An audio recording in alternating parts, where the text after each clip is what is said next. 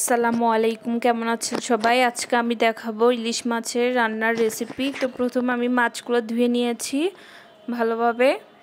ইলিশ মাছগুলোর ডিমও ছিল, তো ডিম আমি আলাদাভাবে কেটে নিয়েছি। এবার একটা ফ্রাই প্যানে পরিমাণ মতো সরিষার তেল দিয়েছি। আমি এই রান্নাটা করব সরিষার তেল দিয়ে, আর সামান্য পরিমাণ সয়াবিন তেল দিয়েছি। সয়াবিন তেলের পরিমাণটা খুবই কম ছিল। তো যখন তেল গরম হয়ে এসেছে দিয়ে দিয়েছি পেঁয়াজ কুচি। পেঁয়াজ যখন একটু লাল হয়ে এসেছে দিয়েছি এবার পেঁয়াজ বাটা, তারপর দিয়েছি আদা রসুন বাটা, দিয়েছি স্বাদ মতো লবণ, একটু নেড়ে চেড়ে দিয়ে তারপর দিয়ে দিলাম হলুদের গুঁড়ো, তারপর দিয়েছি মরিচের গুঁড়ো, তারপর দিয়ে দিয়েছি জিরার গুঁড়ো,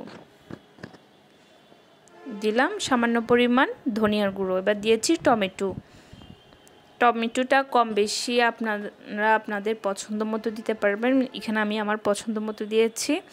তারপর দিয়েছি সামান্য পরিমাণ পানি। আমি এখানে রাঁধুনি মাছের মশলা ব্যবহার করেছি, চাইলে আপনারা এটা স্কিপ করতে পারেন। তো এবার নেড়ে চেড়ে দেব, এভাবে কষিয়ে নিব। একটু পরপর নেড়ে চেড়ে দিয়ে কষিয়ে নেব।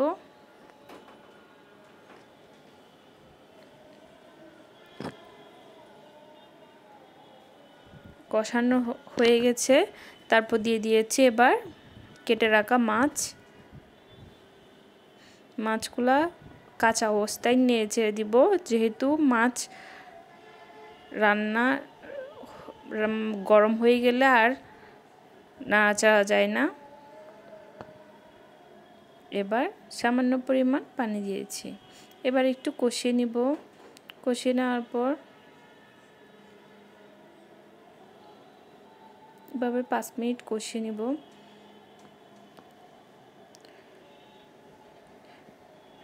তো বন্ধুরা, এই মাছ কে পছন্দ করো অবশ্যই কমেন্ট করে জানাবে। আর যারা আমার চ্যানেলে সাবস্ক্রাইব করনি এখনও, তারা অবশ্যই সাবস্ক্রাইব করে দিবে, লাইক দিবে, কমেন্ট করবে, বেশি বেশি শেয়ার করে দিবে।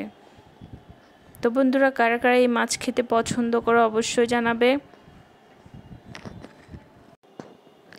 এভাবে একটু পরপর ফ্রাই প্যানটা নিয়ে ছেড়ে দিব। তারপর পানি যখন শুকিয়ে গেছে আবার দিয়ে দিয়েছি পানি দেওয়ার পর দিয়েছি কাঁচামরিচ। এবার ফ্রাই প্যানটা একটু নেড়ে দিব, যেহেতু কাটি বা কোনো কিছুই দেওয়া যাবে না, মাছ ভেঙে যেতে পারে। তারপর দিয়েছি এবার কেটে রাখা ডিম, ইলিশ মাছের ডিম দেওয়ার পর এবার ঢাকনা দিয়ে দিয়েছি। 6-7 মিনিট পর ঢাকনাটা নিয়ে এবার একটু ফ্রাই প্যানটা নিয়ে ছেড়ে দিব।